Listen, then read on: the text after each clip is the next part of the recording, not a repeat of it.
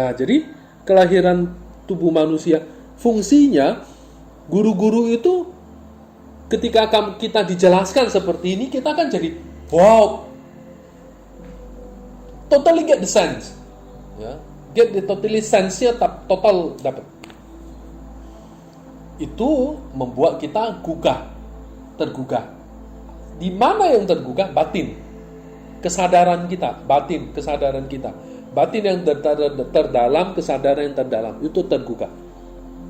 Bangun, sadar, oh seperti itu, oh seperti itu, oh seperti itu, maka aku seperti itu. Masuk akal, cengli, make sense. Diajari ngerti, perumpamaannya sangat kena banget gitu. Nah, supaya kena banget itu apa? Apa yang diajarkan di sini harus disampaikan exactly seperti ini kepada muridnya. Jadi saya minum madu jahe, saya harus kasih tahu rasanya seperti ini. Kan rasa nggak bisa dibahasakan. Jadi dengan perumpamaan, dengan syair, dengan ini berbagai macam agar kamu juga tergugah dengan rasa yang sama. Ini kesinambungan yang diajarkan, yang dipertahankan di dunia Buddhis. Jadi ajaran-ajaran Buddha itu, keotentikan ajaran itu penting. Maka disebut ada bab pertama, silsilah ini otentik.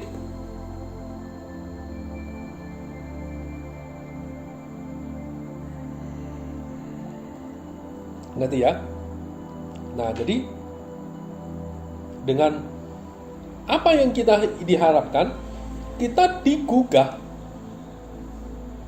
dibangunkan, buat kita menyadari, oh ya, kelahiran saya ini luar biasa loh,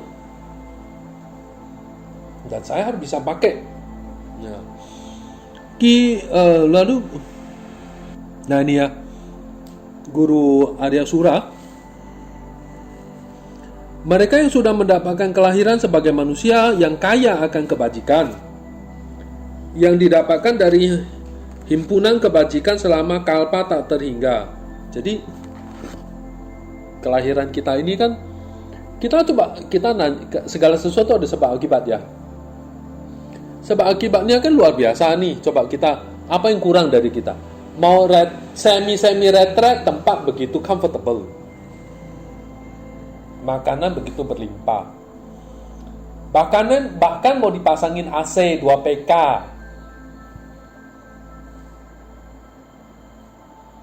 Kita bilang, oh ya tempat duduknya nggak enak, saya mau karpet yang nyaman. Datang itu, tuh denger tuh yang punya rumah. Kurang apa lagi coba? Lalu kita bisa mendengarkan ajaran Mahayana. Ajaran kayak gini carilah di Indo, kalau ada yang bisa ngajar seperti itu, bisa mendapatkan sesuatu ajaran yang bagus seperti itu. Lalu kita juga beruntung bisa memiliki guru-guru kita itu berkualitas mengajarkan. Lalu kita juga beruntung dibimbing bisa praktek. Kurang apa coba? Sebab-sebab yang luar biasa ini datangnya dari kita himpun dari berkalpa-kalpa lampau. Akhirnya dapat nih, ibarat kamu nanam pohon, dia tumbuhnya lama sekali kan, akhirnya tumbuh nih, berbunga, berbuah, terus kamu nggak panen, disia-siakan, kan bodoh.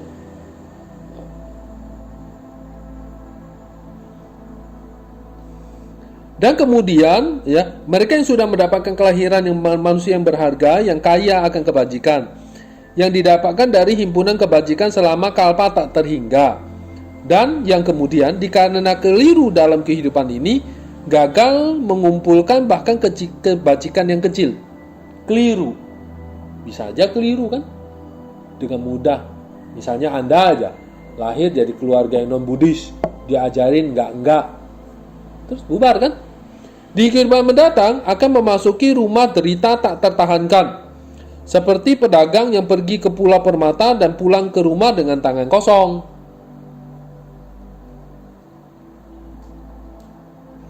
Tanpa jalan karma ke-10 kebajikan, engkau tidak akan mendapatkan kelahiran sebagai manusia lagi. Tanpa jalan karma 10 kebajikan, jadi maksudnya tanpa menghimpun kebajikan melalui 10 karma putih, kita tidak akan mendapatkan kelahiran sebagai manusia lagi. Bagaimana mungkin ada kebahagiaan tanpa kelahiran manusia? Bagaimana mungkin? Oh, saya lahir jadi naga. Naga itu tak bahagia. Guru-guru kalau ngajar, naga-naga itu akan datang mendengar. Kalau dia merasa, oh ya, ini baik, ini cocok, dia akan duduk, dia mendengar ajaran situ. Dia tidak bisa, dan sedangkan dia tidak bisa praktek dharma. Seekor naga, apa yang dipraktekin? Selain dia memberi kekayaan dia bisa melindungi karena dia punya energi besar, power. Dia bisa memprotek Buddha Dharma, melindungi ajaran, menyokong. Tapi hanya sebatas itu. Apakah dia bisa mempraktekkan sadhana tantra, ini itu tak bisa. Kecuali naganya memang sakti luar biasa, Raja Naga. Dia bisa pergi ke alam Buddha minta ajaran.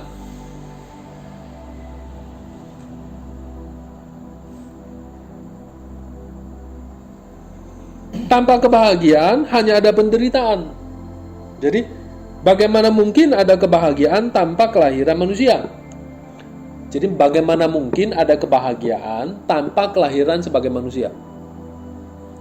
Tanpa kebahagiaan hanya ada penderitaan. Oleh karena itu, engkau hanya menipu diri sendiri sebelum berangkat ke kehidupan berikutnya. Tidak ada hal yang lebih keliru dibandingkan dengan ini. Kalau kita terlahir sebagai manusia dan kita menyia-nyiakannya dan tidak melakukan sesuatu upaya untuk serius praktek dharma, oke, kita apalagi yang mau dicari? Di KCI ini apalagi yang mau dicari? Kalau nggak tertarik praktek dharma tuh Anda mau cari apa? Gaji tinggi sih nggak mungkin ada. Kerja sama Subhadra Ruchi gaji tinggi kagak ada. Kerja di KCI gaji tinggi susah. Kamu digaji oleh karma baik yang berlimpah sih iya. Tapi gaji tinggi sih UMR lah ya.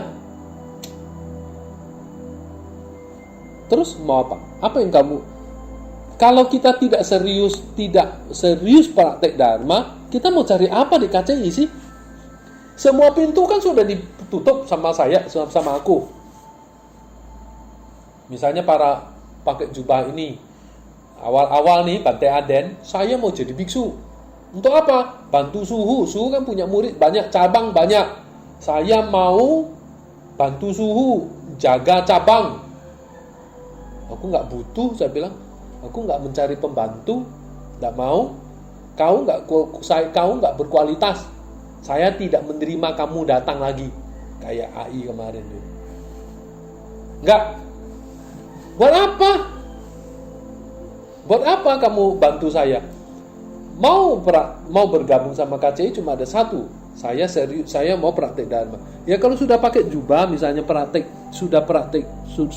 sudah di sini. Ya mau pakai jubah mau enggak lah gitu kan ya. Kalau tidak serius fokusnya di praktek dharma, terus mau apa? Dagang, menghimpun keuangan, yang enggak di sinilah salah tempatnya. Mau reputasi terkenal, jadi YouTuber lebih terkenal. Nari-nari di depan HP, jadi nari TikTok itu lebih terkenal daripada kamu masuk di KCI. Buat apa sih? Keliru itu. Kalau kamu tidak serius praktek dharma, itu mau apa kalau di sini? Terkenal, YouTuber lebih terkenal. Kak Halilintar itu kan terkenal banget tuh. Dia kalau rajin TikTok, berkualitas, jangan nari-nari saja. Bilang tolong sampaikan ke dia. Jangan nari-nari saja, suruh dia yang berkualitas. Nah, dia terkenal itu. Bagus itu, mengajar, membawa hal-hal yang baik. Dan dapat uang banyak. Mau cari terkenal buat apa? Kemudian, kalau tidak serius praktek dharma. Nah, masalah penting di kita apa? Masalah penting di kehidupan ini semua makhluk, mau naga, dewa, asura, manusia, kinara, gandarwa, semuanya. Masalah penting itu, masalah esensialnya apa? Saya tidak mau menderita, saya mau bahagia. Saya tidak mau menderita, saya mau bahagia. That's it. Saya mau bahagia, caranya apa? Saya mau menghilangkan penderitaan, caranya apa? You practice. Kalau you punya kelahiran manusia yang berharga dan tidak dimanfaatkan demi tujuan itu, maka kelahiran yang kita dapatkan ini percuma. Setelah merenungkan demikian, kembangkanlah keinginan yang besar untuk menarik manfaat. Nah, ini sampailah poin kita. Apa gunanya merenungkan semua? Sampailah di mana kita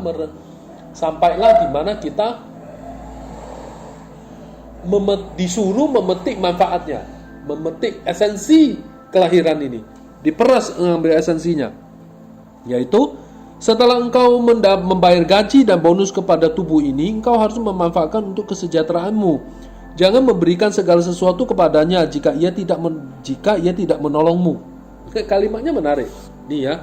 Setelah engkau membayar gaji dan bonus, dia sudah bayar gaji dan bonus, THR kepada tubuhmu ini. Apa gaji dan bonus ini? Kasih gaji, kasih dia makan, rawat dia baik-baik, mandiin dia, lalu bonus, senangin dia, tiduran di kamar ber-AC, bawa dia ke pantai, senang-senang sedikit, bawa dia olahraga, biar dia bahagia. Ini engkau harus memanfaatkannya untuk kesejahteraanmu. Suruh kerja kayak sapi gitu loh. Kita kalau punya seekor sapi, saudara mandiin dia, atau kuda mandiin dia, kasih dia makan, ya suruh kerja toh. Kalau enggak tuh digeletakkan gitu aja, terus apa gunanya? Nih, sama. Engkau harus mendapatkan manfaatnya untuk kesejahteraanmu, untuk kesejahteraan kita. Tubuh ini loh. Jangan memberikan segala sesuatu kepadanya jika ia tidak menolongmu. Kamu kasih dia segala sesuatu, tapi dia tidak menolongmu. Ya bodoh. Paham nggak? Betara aja. Orang nyungsung betara aja. Tujuannya cuma ada satu. Berilah apa yang saya inginkan. Wujudkanlah segala keinginan dan harapan cita-citaku, yaitu kesehatan, kekayaan, kebahagiaan. Itu. Kalau enggak, orang manusia-manusia itu enggak akan nyungsung betara ini. Misalnya betara ini menimbulkan marah-marah, sakit-sakit, ya orang tak mau ninggalin dia. Kan logika sederhana begitu. Lu pergi ke kelenteng. Kelenteng ini kalau bohian, lu kiuhamiin, mau tolong. Iya, kelentengnya tutup lah bolang pai. Itu logis kok. Paham nggak? Kelenteng itu loh di kampungmu itu loh. Lu tajik lah pai. Tapi pai kok silang ibu tolong lu. Ngerti? Ibu tolong lu. Lu kiuhami bohian. Ini ani mai kia ne kong bo yongnya bo tolong lu bohian Jadi Kuan Ima di kelenteng ini bohian bolang laya. Sama kan? Tubuh ini kita sudah kasih dia gaji dan bonus. Apa gajinya? Kasih makan dan baju, pakaian. Bonus, hidup sejahtera, olahraga, kasih dia parfum, make up dia, tidur dia ruang AC. Sudah kurang apa lagi coba? Kalau dia tidak menolongmu, kalau kamu memberikan segala hal kepadanya, jika ia tidak menolongmu, buat apa? Ngerti? Ya. Mengandalkan perahu tubuh manusia ini yang terkenal, bait ini terkenal. Mengandalkan perahu tubuh manusia ini, bebaskan dirimu dari segala penderitaan yang besar. Penderitaan besar. Kita akan mengalami penderitaan besar. Kau mati jatuh kemana coba? Rong telu. Setelah mati kemana? Ngaben naik. Dan ngaben naik enak aja. Kalau hukum karma ndak jamin. Enak aja orang penjahat gitu ya. Terus ngaben naik, enak kali. Wah, kalau gitu mah yuk kita pindahin Hindu Bali aja yuk. Aneh home ya. Lu boleh melakukan kejahatan apapun, lalu sebelum mati kamu bikin upacara guru pinduka, permohon maaf, lalu mati ngaben, kita moksa ke atas, naik. Mana? Udahlah yuk kita pindah. Mana enak?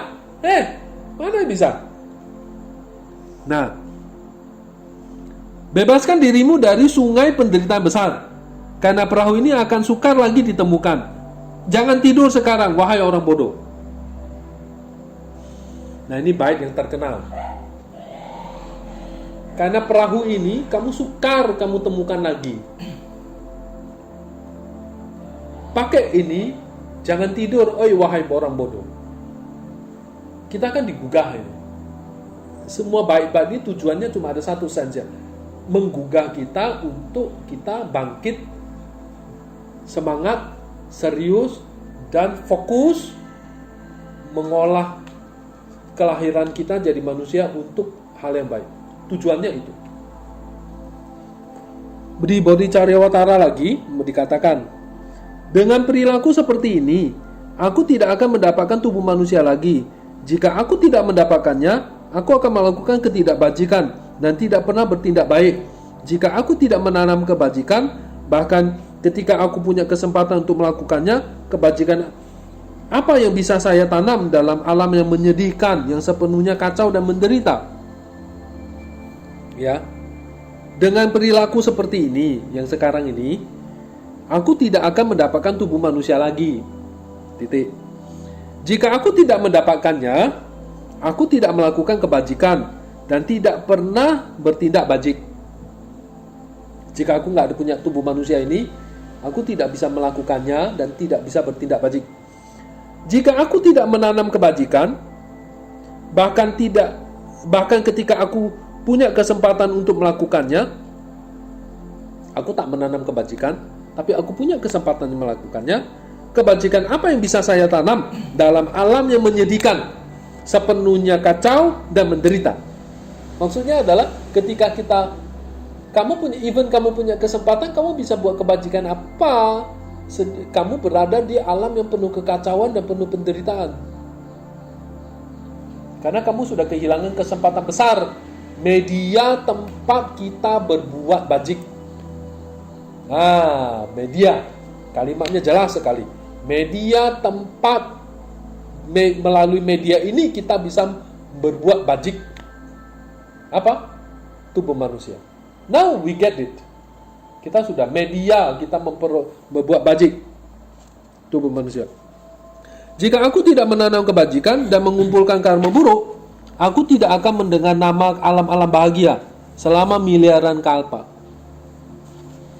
Oleh sebab itu, Buddha Bhagawan mengatakan, ibarat kelahiran manusia ini sulit diperoleh, ibarat seekor kura-kura laut yang harus memasukkan lehernya ke dalam lingkaran kuk yang ombang-ambing di lautan luas.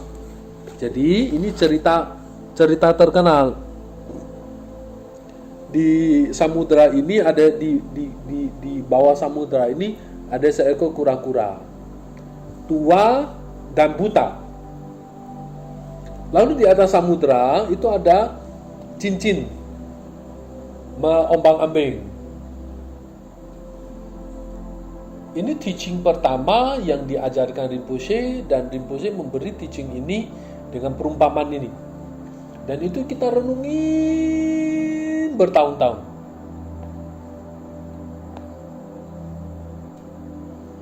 Ya, di dalam samudera ada seekor kura-kura. Kura-kura itu tua dan buta. Di dalam samudera, di atas samudera itu ada cincin, lalu dia terombang-ambing dibawa oleh angin laut. Berapa kesempatan kura-kura itu nongol dan kepalanya berkesempatan masuk ke dalam cincin itu, kluk, masuk. Sangat sedikit toh. Nah, kita ini adalah kura-kura yang senantiasa tenggelam di alam rendah. Buta karena buta oleh kebijaksanaan, tua umurnya sudah panjang di dalam samudera samsara. Lautan ini adalah samudra samsara, cincin ini adalah ajaran Buddha. Berapa kesempatan kita tiba-tiba nongol dan cincin itu masuk ke leher kita. Kesempatan ini cuma ada sekali, yaitu ini. Lalu cincinnya pindah-pindah. Buddha Dharma itu juga tidak kekal. Dia pindah sana, pindah sini. Contoh, dulu Buddhis berkembang, hilang di Sumatera, sekarang balik lagi. Ya kan? Kemana? Tibet, ya balik, tidak ada. Kan tidak, pindah-pindah. Ajaran Buddha pindah-pindah. Berapa kesempatan? Sekarang ini cuma ada satu kesempatan ini aja, cuma satu ini aja. Nah, jadi akhirnya anak-anak itu suka beli kura-kura yang kecil. Lalu taruh di altar. Lalu dia ambil cincin. Sesuatu lah, cincin emas atau apa. Kalongin ke leher kura-kuranya. Buat dia ingat kisah ini. Itu yang senior-senior tuh, yang angkatan-angkatan zaman kau belum lahir itu. Zaman kau umurnya 2 tahun itu. Masih umur 2 tahun itu apa? Main guli atau enggak? Umur apa? Anak umur 2 tahun tuh ngapain aja ya? Ngompol. Jalan pun belum tentu bisa ya itu. Mereka sudah membeli kura-kura dari batu, kan banyak tuh yang jual kura-kura dari batu. Itu punya cincin tuh dikalungin leher kura-kuranya. Itu ingat topik ini. Jadi coba lihat yang senior-senior itu. Kan mereka itu ya sejelek-jelek apapun mereka tetap rajin bikin karma baik kan.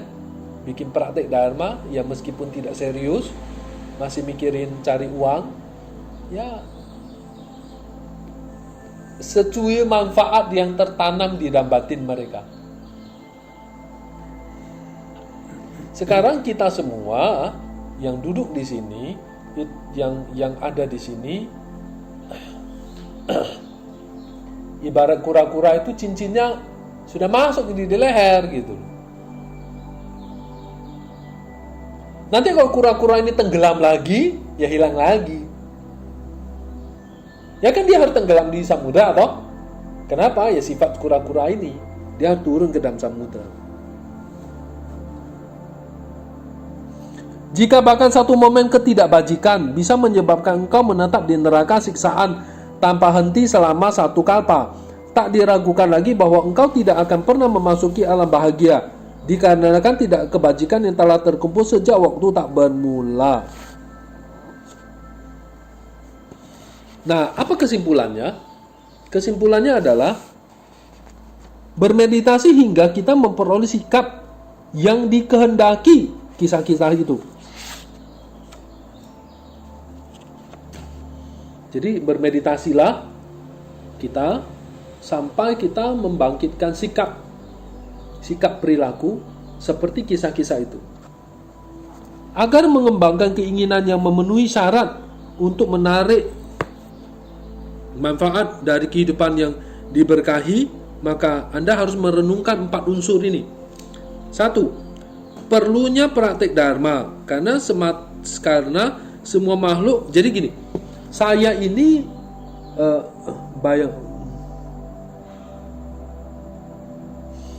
sampai seperti apa? Kan perumpamannya itu banyak tuh tadi. Saya harus bisa merenung sampai saya punya sikap seperti itu. Nah, ada 4 poin yang diperlukan untuk kita merenung agar 4 perilaku itu muncul. Paham ya? 4 poin ini direnungkan agar perilaku itu muncul. 1. Perlunya praktek dharma. Jadi kita perlu praktek dharma. Karena semua makhluk hidup ingin bahagia dan tidak ingin menderita. Karena meraih kebahagiaan, mengatasi penderitaan hanya bisa melalui dengan praktek dharma. Semua makhluk ingin bahagia, tidak ingin menderita. Untuk tidak menderita harus praktek dharma. Untuk bisa tidak menderita harus bikin kebajikan. Bahagia harus diraih. Untuk bisa meraih kebahagiaan harus praktek dharma. Praktek dharma melalui tubuh jasmani ini. Tidak ada tubuh jasmani, kita nggak bisa praktek dharma. Jadi tujuannya punya tubuh ini adalah, tujuan kita menggunakan tubuh ini adalah untuk kebahagiaanku. Mikir aku dulu, nggak usah mikir orang lain. Nggak usah mikirin istri anak. Istri anak, urusan istri anak. Biasanya kan duduk di sini, oh makku bagaimana, kayak gini ya. Ini ada satu hal yang penting di sini.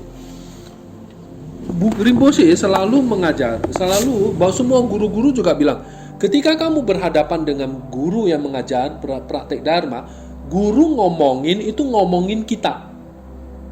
Jangan kita mikir, oh guru nggak ngomongin saya, dia ngomongin ini, itu satu. Atau kita berpikir, guru ngomongin saya, tapi saya mikirin orang lain. Misalnya mikirin mak lu, mikirin bapak lu, bikin istri lu, bikin anakmu. Nggak bisa. Pertama mikirin dirimu dulu. Kalau naik perahu bersama istri atau anak, naik perahu bawa istri sama mak. Kalau itu kan biasanya ke dunia patriarki. Kalau dibalik bawa suami sama mak, tenggelam perahunya, kamu nolong siapa? Paham nggak? Pernah dengar nggak? Nggak pernah dengar cerita kayak gini. Kau naik perahu, 3 orang, kau, pasanganmu, ya kalau mau cowok atau cewek gitu, terus mak, sampai tengah tenggelam, kamu nolong siapa? Hah? Jawab. Egois. Kayak pesawat ini kan, flight. Baru menolong orang. Nah, itu betul. Nolong istri, dibilang anak bohau. Nolong mak, katanya nggak cinta. Repot toh? Jadi nolong dua-duanya, tiga-tiganya tenggelam mati. Jadi nolong siapa? Nolong diri sendiri. Diri sendiri kalau sudah tertolong, kita baru bisa menolong orang lain. Naik pesawat, jika kantong oksigen itu jatuh, kalongin dulu, baru kalongin orang sampingmu. Kamu aja nggak bisa nolong, kalongin orang lain tuh, kamu udah megap, kamu mati, dia ketolong ya, dua-duanya mati. Paham nggak? Itu prinsip dasar.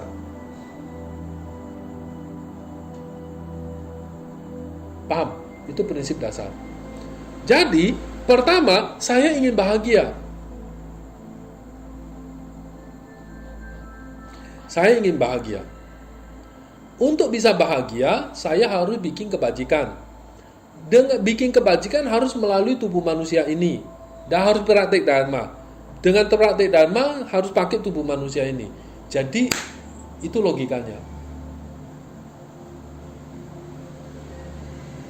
Paham? Paham? Jadi, dia kan bilang, di dalam Rimchemo kan bilang, ada 4 poin yang kamu butuhkan agar perumpamaan tadi itu terjadi pada diri kita. Perumpamaan yang tadi 4 poinnya, pertama, perlunya praktek dharma karena semua makhluk hanya ingin kebahagiaan dan tidak ingin menderita. Karena meraih kebahagiaan dan mengatasi penderitaan hanya bisa dicapai dengan praktek dharma. Meraih bahagia, mengatasi penderitaan hanya bisa dicapai dengan praktek dharma. 2. Kemampuan untuk praktek karena Anda diberkahi dengan kondisi eksternal, seorang guru, dan kondisi internal, kebebasan dan kesempatan. Kalau orang itu sebenarnya merasa beruntung nggak ya duduk di sini? Beruntung ya. Yuk, saya ini mau dharma, saya pergi ke India minta. Ya wajar kan, di Indo tak ada lagi yang bisa beri saya dharma. Saya harus pergi ke India minta. Kalian gak usah minta, aku kasih, ya kan? Beruntung nggak? Beruntung. Ya. Kemampuan untuk praktek dharma. Jadi kita itu punya kemampuan untuk praktek dharma. Apa? Kita punya guru dan kesempatannya 8 kebebasan, ke 10 keberuntungan. Yang ketiga, Perlunya praktek pada kehidupan saat ini juga, karena jika Anda tidak menjalankan praktek, Anda akan sangat sulit untuk memperoleh kebebasan dan kesempatan selama banyak kehidupan. Jadi kalau tidak jalanin sekarang, besok tidak ada. Lalu yang keempat, perlunya untuk praktek sekarang karena tidak ada kepastian kapan akan mati. Oke. Nah, 4 ini diringkas sama Rinpoche cuma ada 2. Jadi 4 ini diringkas sama Rinpoche menjadi 2. Pertama, kenapa kita itu perlu praktek Dharma? Karena kematian tak pasti. Nah, dia bilang jadi kita perlu praktek Dharma karena kematian tak pasti.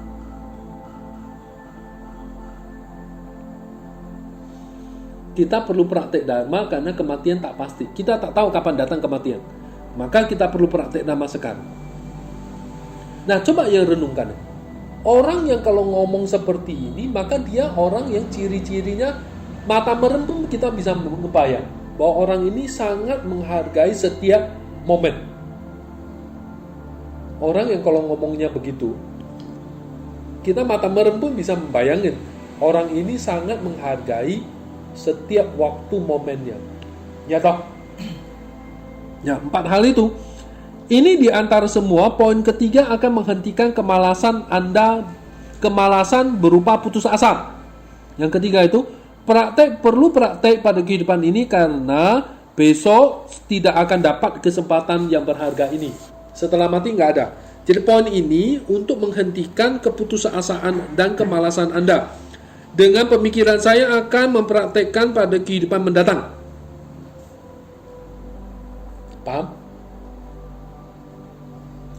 Poin keempat, menghentikan kemalasan berupa tidak melakukannya dengan berpikir, walaupun saya harus mempraktekkan Dharma pada kehidupan ini, saya akan cukup jika saya mempraktekkan nanti, dan saya tidak perlu mempraktekannya bertahun-tahun, bulan-bulan selama muda. Karena itu karena diperoleh membuat saya daftar yang berisi 3 kualitas dengan menggabungkan ini menjadi satu, yaitu praktek Dharma dengan segera.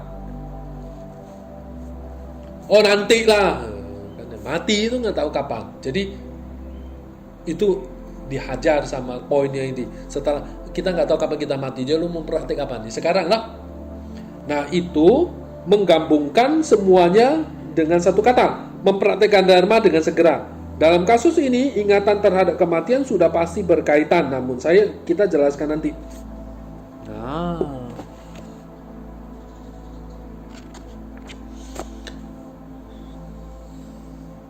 Oke.